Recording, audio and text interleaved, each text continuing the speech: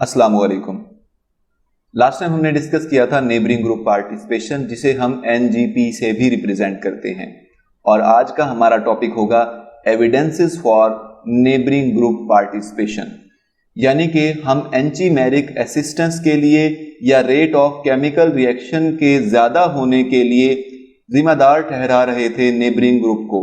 तो क्या वाकई उसके लिए कोई हकायक मौजूद हैं? क्या ऐसा हकीकत में होता है या नहीं होता? तो हम इस चीज को देखते हैं। हमारे पास कुछ एविडेंसेस मौजूद हैं जिनकी बुनियाद पर आज हम नेबरिंग ग्रुप पार्टिसिपेशन को एक्सप्लेन करेंगे। तो वो क्या क्या है?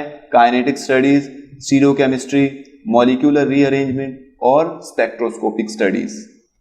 तो सबसे पहले हम स्टार्ट करते हैं काइनेटिक स्टडीज को, और काइनेटिक स्टडी में हम बात करेंगे हाइड्रोलिसिस ऑफ सल्फाइड और ईथर की। तो हमारे देखने में क्या आता है? Hydrolysis of sulphide is 10,000 time faster than ether. Rate के इस कदर ज्यादा होने के लिए हम शायद जिम्मेदार ठहराएं कि यहां पर इंडक्टिव इफेक्ट इसके लिए जिम्मेदार हो सकता है, कॉन्जुगेटिव या फिर स्टीरिक इफेक्ट इसके लिए जो है वजह बन सकता है। मगर बुनियादी तौर पर यहां पर वजह शामिल है साइक्लिक सल्फोनियम आयन का बन जाना। और आइए इस बात को एक एग्जाम्पल से हम डिस्कस करते हैं। तो यहां पर हमारे पास रिएक्टेंट मौजूद है 2 क्लोरो इथाइल इथाइल ईथर, और इसी तरह से 2 क्लोरो इथाइल इथाइल सल्फाइड। तो 2 क्लोरो इथाइल इथाइल ईथर की हाइड्रोलिसिस के नतीजा में जो प्रोडक्ट बनता है वो होगा 2 एथॉक्सी एथानोल, 2 एथॉक्सी एथानोल।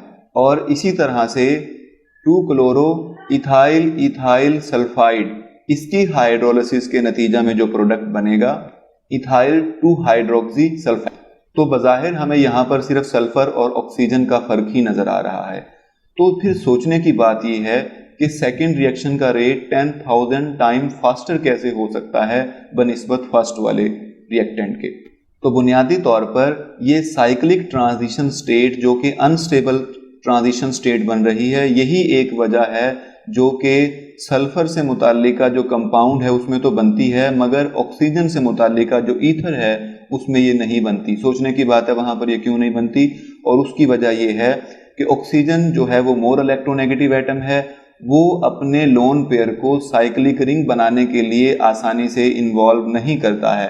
ताहम ये साइक्लिक स्ट्रक्चर या ट्रांजिशन स्टेट नहीं बनती है, क्योंकि ये जो ट्रांजिशन स्टेट बन रही है बुनियादी तौर पर ये अनस्टेबल है। तो अगर ये अनस्टेबल ट्रांजिशन स्टेट बन जाती है तो रिएक्शन का रेट फास्टर हो जाएगा, यानी आसानी से डिकम्पोज होके ये हमारे पास मुताल्लिका प्रोडक्ट दे सकती है। तो इसको देखते हैं। देखें, ये हमारे पास इथाइल है, ये बॉन्ड के थ्रू इस सल्फर के साथ अटैच है। ठीक है, यहाँ पर ये ड्रॉ नहीं किया गया इसके लिए बॉन्ड, आप खुद से इसको ड्रॉ कर सकते हैं। इथाइल और सल्फर के दरमियान बॉन्ड बनाएंगे आप, और ये देखिए CH2 ये वाला। ठीक है, ये हमारे पास सल्फर आ गया और उसके बाद CH2, फिर CH2 यहाँ पे जो मौजूद था, और यहाँ पर Cl। अब क्या होता है? सल्फर अपने यानी कि नेबरिंग ग्रुप के तौर पे मौजूद है, बीटा कार्बन के साथ अटैच है, तो ये क्या करता है? अपने लोन पेयर को डोनेट कर देता है इस अल्फा कार्बन को, यानी कि जो रिएक्शन साइट है। जैसे ही डोनेट करेगा क्लोराइड ग्रुप यहाँ से रिमूव हो जाएगा। देखें, यहाँ से रिमूव हो गया है और ये अनस्टेबल ट्रांजिशन स्टेट बन गई है। ये चाहती है यानी इस ट्रांजिशन स्टेट को आसानी से डिकम्पोज किया जा सकता है। ऑक्सीजन यहाँ पर आसानी से अटैक कर सकता है, अपने लोन पेयर के साथ आसानी से हाइड्रोलिसिस यहाँ पर करवाई जा सकती है। इस वजह से इस रिएक्शन का रेट 10,000 टाइम फास्टर रहेगा बनिस्बत दूसरे ईथर की हाइड्रोलिसिस से मुताल्लिका। तो देखें, यहाँ पर सल्फर पे पॉजिटिव चार्ज आ गया, क्यों? क्योंकि इसने अपने लोन पेयर को यहाँ पर इन्वॉल्व कर लिया है। तो देखें, ये साइक्लिक ट्रांजिशन स्टेट बनी है और ये 3 मेंबर्ड रिंग आपके सामने बना हुआ है, और 3 मेंबर्ड रिंग जो एंगल स्ट्रेन की वजह से अनस्टेबल बना हुआ है। तो अब यहाँ पर वाटर रिएक्ट करेगा in the presence of aqueous dioxane. जब रिएक्ट करेगा, देखें यहाँ पर ये अपने लोन पेयर के थ्रू अटैक करेगा इस कार्बन पे, और ये बॉन्ड शिफ्ट हो जाएगा सल्फर पे, ताकि यानी ये बॉन्ड वाले जो इलेक्ट्रॉन पेयर है मुकम्मल ये शिफ्ट हो जाएगा सल्फर पे, जिसकी वजह से सल्फर अपने इलेक्ट्रॉन पेयर को बहाल कर लेगा, और इस पर जो पॉजिटिव चार्ज है वो जो मौजूद था वो अब यहाँ पर नहीं रहेगा। तो इथाइल फिर सल्फर, ठीक है, इसके पास 2 lone pair as it is मौजूद हैं जैसे पहले मौजूद थे, और इसके अलावा ये CH2, फिर ये CH2 और ये इसके साथ हाइड्रोक्सी ग्रुप अटैच हो गया है। तो देखें हमारा मुताल्लिका प्रोडक्ट इथाइल 2 हाइड्रोक्सी सल्फाइड जो है वो बन चुका है। तो हाइड्रोलिसिस यहाँ पर हुई, मगर सोचने की बात यह है कि ये जो रिएक्शन है वो 10,000 टाइम या ओवर 10,000 टाइम फास्टर कैसे है। तो बुनियादी जो वजह हमने बताई वो यहाँ पर साइक्लिक ट्रांजिशन स्टेट का बन जाना है। जो बनी क्यों है, बनने की वजह यह है कि बीटा कार्बन के साथ नेबरिंग ग्रुप मौजूद है जो लोन पेयर रखता है, इलेक्ट्रॉन रिच स्पीशी है, और रिएक्शन साइड के साथ अटैक करके वो 3 मेंबर रिंग यानी कि एक अनस्टेबल ट्रांजिशन स्टेट बना रहा है, जो कि ईथर जो है वो नहीं बना पा रहा अपनी इलेक्ट्रोनेगेटिविटी के ज्यादा होने के सबब। और अब जो सेकंड पॉइंट हम डिस्कस करने वाले हैं वो है स्टीरियोकेमिस्ट्री। तो हम जानना चाहेंगे क्या क्या स्टीरियोकेमिस्ट्री भी कोई एविडेंसेस फराहम करती है, कोई हकायक बयान करती है जिससे हम जान सकें कि वाकई नेबरिंग ग्रुप इन्वॉल्व होता है और इसी की वजह से rate of chemical reaction faster हो जाते हैं। तो आइए इस चीज को डिस्कस करते हैं। तो बाज ऐसे केमिकल रिएक्शन हमारे सामने आ जाते हैं जिनमें हम सोचते हैं कि यहाँ पर इन्वर्जन ऑफ कॉन्फ़िगरेशन हो जाती या हो जानी चाहिए, मगर अगर रिटेंशन ऑफ कॉन्फ़िगरेशन बरकरार रहे तो हम समझ सकते हैं कि वहां पर जो नेबरिंग ग्रुप है वो इन्वॉल्व हो गया है। क्योंकि हमने नेबरिंग ग्रुप पार्टिसिपेशन टॉपिक को जब डिटेल में पढ़ा था तो हमने इस बात पर जोर दिया था और आपको बार बार ये बताया था कि वहां पर रिटेंशन ऑफ कॉन्फ़िगरेशन होती है, वहां पर इन्वर्जन ऑफ कॉन्फ़िगरेशन के कोई इम्कानात मौजूद नहीं होते। और हमारे पास यहाँ पर एग्जाम्पल मौजूद है, hydrolysis of alpha bromopropanoate ion in water और डाइल्यूट बेस यील्ड लैक्टेट। और देखें यहाँ पर हम जो सोच रहे थे वो ये कि यहाँ पर इन्वर्जन ऑफ कॉन्फ़िगरेशन के इम्कानात मौजूद हैं, मगर देखिए यहाँ पर हुआ क्या है, retention of configuration about the alpha carbon. तो जब हम न्यूक्लियोफिलिक सब्स्टिट्यूशन रिएक्शन की बात करते हैं तो सेकेंडरी कार्बन, यानी देखें ये कार्बन है, इसके साथ हाइड्रोक्सी ग्रुप अटैच है या ब्रोमाइड ग्रुप यहाँ पर थोड़ी अटैच है, ये सेकेंडरी कार्बन है। देखिए यहाँ पर भी इसके साथ कार्बन अटैच है, यहाँ पर भी डायरेक्टली कार्बन अटैच है, तो सेकेंडरी कार्बन है यहाँ पर, ठीक है। तो अब यहाँ पर इम्कानात मौजूद हैं, यानी हमेशा ऐसा होना चाहिए या ज्यादातर ऐसा होता है कि वहां पर इन्वर्जन ऑफ कॉन्फ़िगरेशन हो जाती है। तो जब हम न्यूक्लियोफिलिक सब्स्टिट्यूशन रिएक्शन की बात करते हैं तो देखें अगर ये सेकेंडरी कार्बन हमारे पास मौजूद है, यानी इसके साथ यहाँ पर भी कार्बन अटैच है, यहाँ पर भी कार्बन अटैच है, ठीक है। तो ये देखें ब्रोमाइड ग्रुप को पहले लीव कर जाना है, तो 2 तरह की डिस्प्लेसमेंट यहाँ पर कंसीडर की जा रही हैं। फर्स्ट में क्या होगा, displacement of bromide by the neighbouring group, और ये बनाएगा नॉन आयोनाइजेबल अल्फा लैक्टोन, यानी हमारे पास ये कंपोनेंट बनेगा। देखें यहाँ पर ये कार्बन है, इसके साथ यहाँ पर कार्बोक्सिलेट आयन मौजूद है, यहाँ पर मिथाइल ग्रुप है, यहाँ पर हाइड्रोजन है और ये ब्रोमाइड है।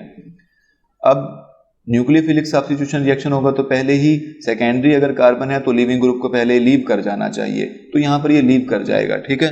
तो देखें फर्स्ट वाले में ऐसा होना है, यहाँ पर आप इसको जरा कंसीडर कर लीजिए, यहाँ पर आपने ये बॉन्ड नहीं बनाना है, ये वाला बॉन्ड ना बनाएं, यहाँ पर नेगेटिव चार्ज लिखें, यहाँ पर पॉजिटिव चार्ज लिखें, और ये नॉन आयोनाइजेबल जो है वो अल्फा लैक्टोन बन गया है हमारे पास, ठीक है। इसमें खुद में ही पॉजिटिव और नेगेटिव चार्ज मौजूद हैं। और देखें जब ब्रोमाइड ग्रुप यहाँ से लीव कर गया, यहाँ पे पॉजिटिव चार्ज लिख के ब्रोमाइड आयन लिखेंगे, यहाँ पर कुछ गलती देखने को मिल रही है, यहाँ पर बॉन्ड नहीं बनाना है आपने, क्योंकि अगर बॉन्ड बन गया तो यहाँ पर पॉजिटिव चार्ज नहीं रहेगा। ये देखें 1 2 3 4, अगर 4 बॉन्ड बन गए तो कार्बन पे पॉजिटिव चार्ज की कोई चांसेस ही नहीं है। तो आप यहाँ पर पॉजिटिव चार्ज लिखेंगे, यहाँ पर नेगेटिव चार्ज, और ये बॉन्ड नहीं बनाएंगे, यहाँ पे पॉजिटिव का साइन लिख के ब्रोमाइड आयन लिखेंगे। और ब्रोमाइड आयन जब यहाँ पर लीव कर चुका है तो अब ये देखें, ये जो मतलब हमारे पास ये बीटा कार्बन के साथ ये नेबरिंग ग्रुप जो मौजूद है वो नेगेटिव चार्ज मौजूद है, इलेक्ट्रॉन रिच स्पीशी मौजूद है, ये क्या करेगी, इस कार्बन के साथ अटैक करके ये एक साइक्लिक रिंग बना रही है जिसकी वजह से इन्वर्जन ऑफ कॉन्फ़िगरेशन हो जाती है। यानी ऐसे इम्कानात मौजूद हैं कि यहाँ पे इन्वर्जन ऑफ कॉन्फ़िगरेशन हो जाएगी, ठीक है। और अब आने वाला ग्रुप यहाँ से अटैक करता है, अगर देखें अगर यहाँ से अटैक करेगा तो फिर क्या होगा, अटैक करने की सूरत में इन्वर्जन ऑफ कॉन्फ़िगरेशन ही रहेगी। मगर हुआ क्या है, बुनियादी तौर पे इस साइक्लिक रिंग बनने की वजह से यहाँ से ग्रुप अटैक करेगा। जब अटैक करेगा तो रिटेंशन ऑफ कॉन्फ़िगरेशन होगी, यानी दोबारा फिर हमारे देखने में क्या आ रहा है कि यहाँ पर रिटेंशन ऑफ कॉन्फ़िगरेशन हो गई है, यानी हमारा प्रोडक्ट पहले जैसा ही बना है। ये देखिए, अगर हम आपको यहाँ पर दिखा सकते हो, ये देखिए हाइड्रोलिसिस कर रहे हैं हम इस रिएक्टेंट की। हाइड्रोलिसिस के नतीजे में दोबारा फिर रिएक्टेंट अपनी ही पोजीशन, यानी हमारा जो प्रोडक्ट है उसमें जो कंपोनेंट हैं, जो सब्स्टिट्यूएंट हैं, वो अपनी उसी पोजीशन पर मौजूद हैं जहां पर पहले ही मौजूद थे। यानी 3 डायमेंशन में जब इनकी अरेंजमेंट्स को देख रहे हैं ग्रुप्स की, तो हमें वो ग्रुप्स वहीं पर नजर आ रहे हैं। जस्ट हमें न्यूक्लियोफिलिक सब्स्टिट्यूशन रिएक्शन देखने को मिला, यानी यहाँ पर ब्रोमाइड की बजाय अब हाइड्रोक्सी ग्रुप अटैच हो गया है। तो यहाँ पर हमें क्या देखने को मिल रहा है, रिटेंशन ऑफ कॉन्फ़िगरेशन, जो कि हम पहले ही बता चुके थे नेबरिंग ग्रुप पार्टिसिपेशन को पढ़ते हुए कि यहाँ पर लाजमी तौर पर रिटेंशन ऑफ कॉन्फ़िगरेशन होती है।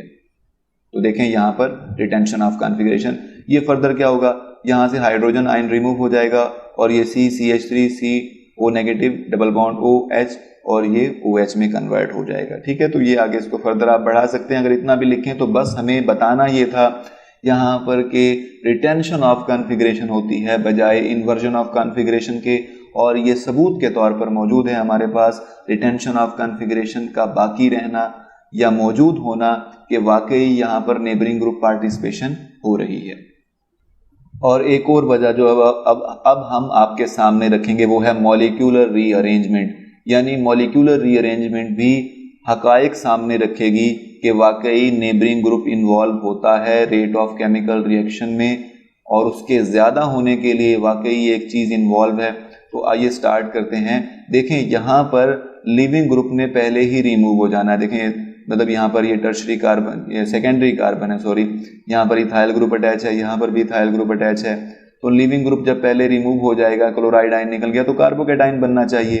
ठीक है, और अगर कार्बोकेटाइन ये वाला बना है तो आने वाले ग्रुप को भी इसी जगह पर अटैच होना चाहिए। ठीक है, हम ऐसा मानते हैं। तो इसके नतीजे में जो प्रोडक्ट बनेगा, यानी फिर हाइड्रोक्सी ग्रुप को भी इधर ही अटैक करना चाहिए। तो प्रोडक्ट क्या बनेगा, ET, यानी ethyl group NCH2 CHOH ET। मगर ऐसा नहीं हो रहा है। हुआ क्या है, देखें यहाँ पर बुनियादी तौर पे CH2 और ये देखें ना, इस नाइट्रोजन ने क्या किया, यहाँ पर रिएक्शन साइट पे अटैक कर दिया, साइक्लिक रिंग बना दिया। रिएक्शन का रेट तो ऑब्वियसली बढ़ जाएगा, मगर हम जानना चाह रहे थे कि क्या वाकई नेबरिंग ग्रुप इन्वॉल्व होते हैं। तो देखें हाइड्रोक्सी ग्रुप बजाय इस कार्बन के कहाँ पे अटैक कर रहा है, इस कार्बन पे। आप सोचेंगे यहाँ पर क्यों अटैक कर रहा है, क्योंकि यहाँ पे मोर इलेक्ट्रोनेगेटिव ग्रुप अब इसके साथ अटैच है, तो ये बॉन्ड यहाँ पे वापस शिफ्ट हो जाएगा। जब ये इलेक्ट्रॉन पेयर यहाँ पे वापस जाएंगे तो नाइट्रोजन पे कोई चार्ज नहीं रहेगा। देखें 2 इथाइल ग्रुप यहाँ पे इसके साथ अटैच है, यहाँ पर भी देखें इथाइल ग्रुप था, बॉन्ड हमने नहीं बनाया हुआ है यहाँ पे, ये आप इसको दुरुस्तगी इसकी फरमा लीजिएगा।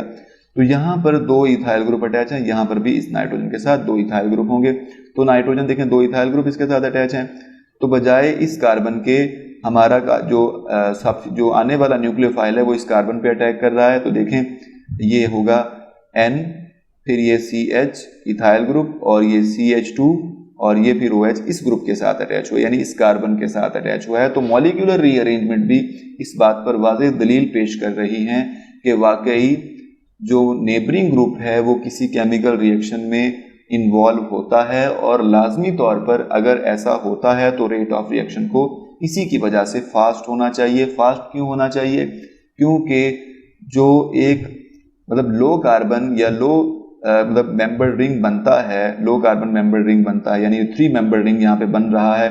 तो अगर ये 3 मेंबर रिंग बन रहा है तो इसको अनस्टेबल होना चाहिए। ट्रांजिशन स्टेट जितनी अनस्टेबल होगी उतना ही रिएक्शन का रेट हाई होगा। अब हम लास्ट और मेजर पॉइंट डिस्कस करेंगे जो कि हम प्रैक्टिकली ऑब्जर्व कर सकते हैं, वो है स्पेक्ट्रोस्कोपिक स्टडीज। अगर हम यहाँ पे देखें, ये हमने लास्ट टाइम भी एक पॉइंट पढ़ा था, डिस्कस किया था, ये रिएक्टेंट हमारे पास मौजूद है बीटा पैरामिथॉक्सीफिनाइल इथाइल ब्रोमाइड, जो लास्ट टाइम हमने नेबरिंग ग्रुप पार्टिसिपेशन में भी डिस्कस किया। तो अगर हम यहाँ पर 2 तरह की ट्रांजिशन स्टेट को कंसीडर करते हैं, यानी क्लोराइड ग्रुप यहाँ से रिमूव हो जाए, लिविंग ग्रुप यहाँ से अगर रिमूव हो जाता है, उसकी सूरत में कार्बोकेटाइन बन जाए, तो फर्स्ट वाला केस हम ये कंसीडर करते हैं। और सेकंड ये कंसीडर करते हैं कि नेबरिंग ग्रुप अगर इन्वॉल्व हो जाता है तो नेबरिंग ग्रुप के इन्वॉल्व, यानी नेबरिंग ग्रुप अब यहाँ पे ये बेंजीन से मुताल्लिका पाई इलेक्ट्रॉन है, डबल बॉन्ड है, तो अगर ये इन्वॉल्व हो जाता है तो ये साइक्लिक ट्रांजिशन स्टेट बननी चाहिए। तो इन दोनों की जब स्पेक्ट्रोस्कोपिक स्टडीज करते हैं तो बुनियादी तौर पे यहाँ पे इस कार्बन से मुताल्लिक जो हाइड्रोजन हैं और इस कार्बन से मुताल्लिक हाइड्रोजन के लिए अलग अलग तरह की पीक्स मिलनी चाहिए हमें, यानी उनका जो NMR स्पेक्ट्रा है वो डिफरेंट होना चाहिए। 2 पीक्स जो है वो मिलनी चाहिए NMR स्पेक्ट्रा के जरिए से। ये न्यूक्लियर मैग्नेटिक रेजोनेंस है बुनियादी तौर पे, ठीक है। तो यहाँ पर दोनों कार्बन से मुताल्लिक हाइड्रोजन, क्योंकि उनमें नेबर्स में यहाँ पे 2 हाइड्रोजन और पॉजिटिव चार्ज है, यहाँ पर भी 2 हाइड्रोजन है मगर कोई चार्ज मौजूद नहीं है यहाँ पे, तो यहाँ पे इसके साथ ये बेंजीन के साथ अटैच नहीं है, यानी यहाँ पर इसका नेबर है बेंजीन रिंग। यहाँ पे इसका कोई नेबर नहीं है, बल्कि यहाँ पे सिर्फ इसके हाइड्रोजन ही या कार्बन इस पे असरअंदाज हो सकता है, ठीक है। यानी इसके नेबर में सिर्फ ये चीज है, जबकि इसके नेबर में कोई, यानी कि ये कार्बन CH2 ग्रुप मौजूद है बस, जबकि यहाँ इसके नेबर में CH2 भी है और ये वाला रिंग भी है। तो इन दोनों के लिए अलग अलग तरह का स्पेक्ट्रा मिलना चाहिए। और अगर इस केस में, यानी अगर ऐसा होता हुआ, यानी ये वाकई नेबरिंग ग्रुप इन्वॉल्व होता हुआ साइक्लिक ट्रांजिशन स्टेट बनती हुई, तो उस सूरत में क्या होगा, उस सूरत में इन दोनों के लिए एक ही स्पेक्ट्रा मिलना चाहिए, एक ही पीक मिलनी चाहिए, सिंगल पीक, क्योंकि दोनों कार्बन के लिए एक ही तरह का नेबर है। यानी देखिए इस कार्बन को देखें तो ये बेंजीन भी इसका नेबर है और ये CH2 भी, इस CH2 को देखें तो CH2 इसका नेबर है और ये, तो इससे नेबरिंग ग्रुप की वजह से जो NMR स्पेक्ट्रा है उसके लिए वैल्यू सेम रहनी चाहिए, एक ही पीक बननी चाहिए।